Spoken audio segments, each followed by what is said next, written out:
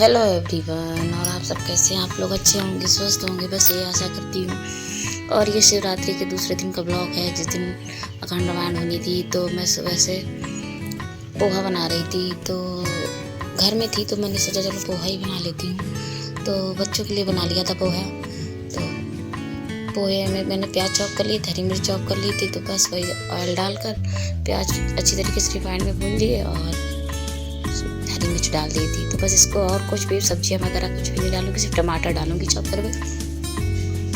तो जब प्याज थोड़े से ब्राउन ब्राउन से हो गए तो फिर मैंने इसमें टमाटर चॉप करके डाल दिए। और इसमें थोड़ा सा नमक तो अपने स्वाद के अनुसार अकॉर्डिंग डालिएगा, जितना भी आपको चाहिए। तो नमक डालकर ये जल्दी गल जाते हैं टमाटर, तो नमक डाल दिया।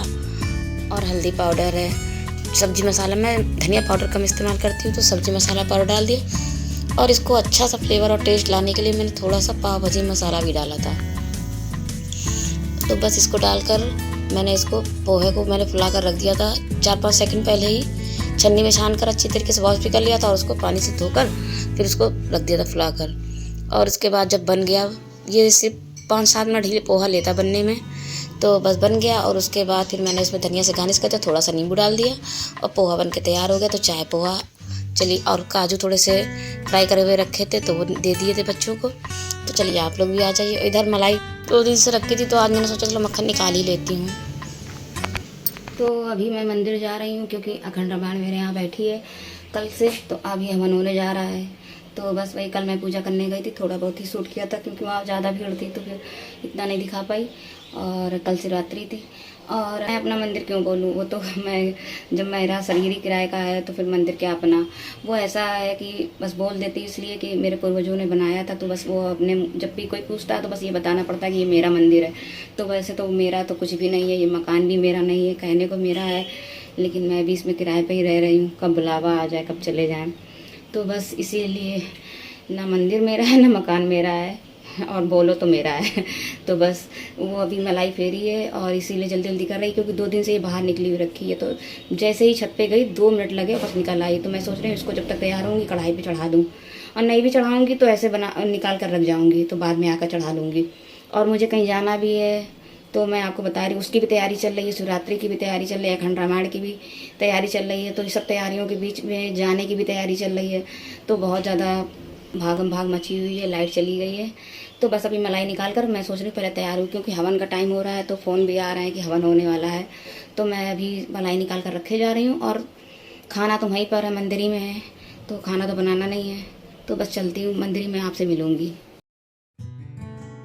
और ये मलाई निकल आई है, तो बस मैं इसको कढ़ाई में रख कर ढक दूँगी। इसको अब डालूँ नहीं, कुछ टाइम हो जाकर कहीं मैं भूल गई, गैस पे चढ़ा कर चली गई तो फिर तो हो गया। और ये गिफ्ट किसी ने भेजा है, तो बस वही ओपन करा रही थी। गिफ्ट क्या, मैंने मंगवाया ही था, तो बस वही है। और इसके बाद मैं मंदिर जाने के लिए तैयार हो गई थी, नहीं हो रही थी। तो बस वही। और थोड़ा मेरा गला भी ख़राब है, तो इग्नोर करिएगा, क्योंकि मैं थोड़ा सा इस मौसम ऐसा है ना गड़बड़ सा, तो बस गला ही ख़राब है। और इसके बाद मैं मंदिर पहुंच गई थी, तो बस चाय आ गई थी, तो चाय पी रही थी। ये दे रहे थे चाय सबको, तो मैं चाय पी रही थी।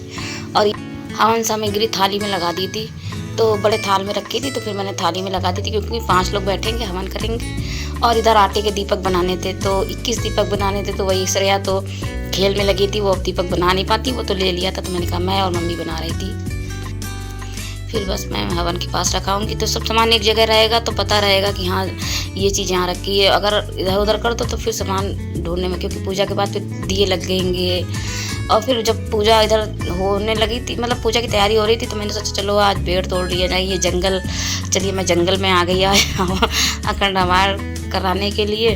तो ये जंगल क्या, मतलब ऊपर जीना चढ़ के आई थी मंदिर के, तो बेर लगे थे बहुत सारे, तो मैं वही देखने आई थी। तो बहुत सारे बेर, ये देखिए कितने बेर लगे हैं। मैं जो, और ये पीछे पूरी खेत पड़ा हुआ है, तो ये देख। और इधर नीचे खाना बन रहा है सबके लिए, तो ये खाना बन रहा है। इधर ये देखिए सब्जी बन रही है, क्योंकि इटावा ज़िले की फेमस तो मट्ठा के आलू होते ही हैं। तो मट्ठे के आलू बन रही है, छोले बन रहे हैं, मिक्स सब्जी बन रही है, बूंदी बन रही है, मीठी वाली बूंदी, और रायता भी बूंदी का बन रहा है, और पूड़ियाँ बन रही हैं, कचौड़ी बन रही है। तो ये सब बन रहा है। और इधर अंशु फिर आ गए थे मेरे पीछे पीछे, तो कह रहे थे मम्मी चलो मैं भी पेड़ तोड़ लेता।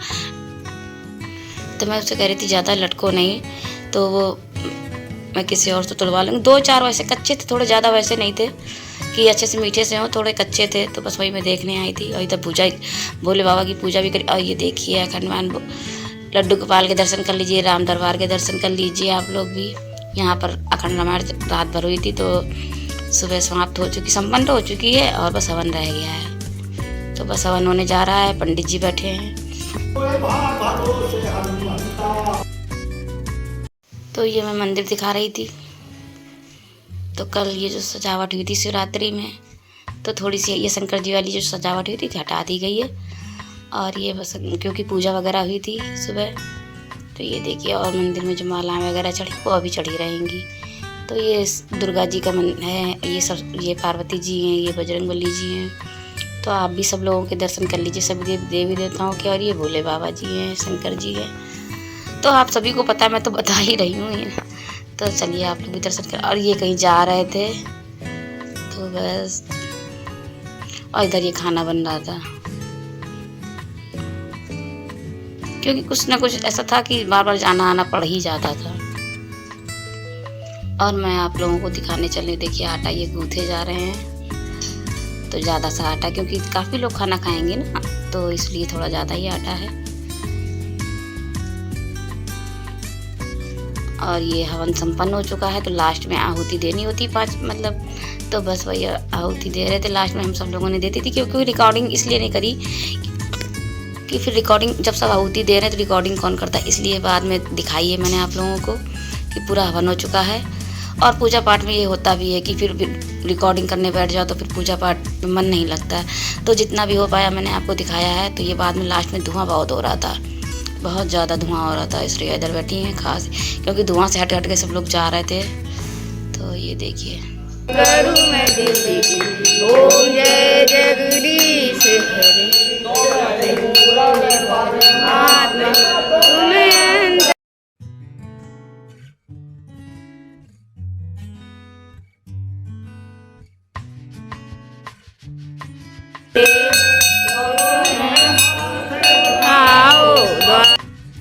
तो बस आज लास्ट में हवन में संपन्न हो चुका था। आरती हो रही थी, पंडित जी कर रहे थे।